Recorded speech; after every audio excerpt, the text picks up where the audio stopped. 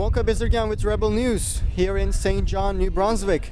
Once again, I'm back to cover Pastor Phil Hutchings court case. I wanted to go inside and cover it as a journalist, take notes, and see what's going to inspire between the judge and Phil. However, I was not allowed in because the sheriff told me that Rebel News is not real news. When I heard that, I immediately start recording. I tried to get him to repeat, this time on camera, and he kind of did. Huh? What did they say?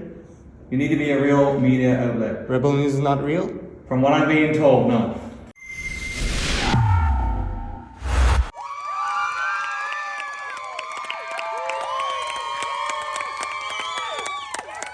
Pastor Phil Hutchings walks out of the courthouse after spending 7 nights in jail for being in contravention of the COVID regulations. Such regulations that forbid churchgoers from singing and compel pastors to provide a record of who sat down on which row and pew number, as well as to enforce mask mandates, contact tracing, and turn away the unvaccinated. This is what inspired 2 weeks ago between the pastor and the judge. When we read it, it looked like they said he could have church if he was being reasonable. And he said, I am being reasonable. And he even told the court, but it's not reasonable for you to ask me to ask someone's vaccination status because it breaks federal law. It's not reasonable for you to ask me to ask somebody's medical condition when they're not wearing a mask because it's illegal for me to ask those questions. He said, so I provide masks at the door. I provide sanitization. I have all your signs up. And he said, but people have to have their rights not infringed upon. And he said to the judge, I refuse to break the law to enforce your mandates. And a week later, the judge ordered the pastor to be jailed until the next hearing to ensure that he wouldn't continue defying the regulations. Most recently, on October 22nd, Pastor Hutchings was released after being fined and being compelled to sign a document that forces the pastor to acknowledge that the COVID-19 laws are in place to protect the church and its leaders from claims of negligence or charges of criminal recklessness, that the church will not obstruct government forces from verifying compliance, and that he could be prosecuted for criminal negligence that would make him liable for a penitentiary sentence to damages in tort, bankruptcy, fines, and imprisonment for contempt of court, and that this document can be publicized and used as evidence against him. Lawyers retained by the Democracy Fund are preparing to fight back. The next hearing is on Friday, October 29th. On my latest video on this case, I reported that the media was not allowed inside the courthouse due to COVID regulations.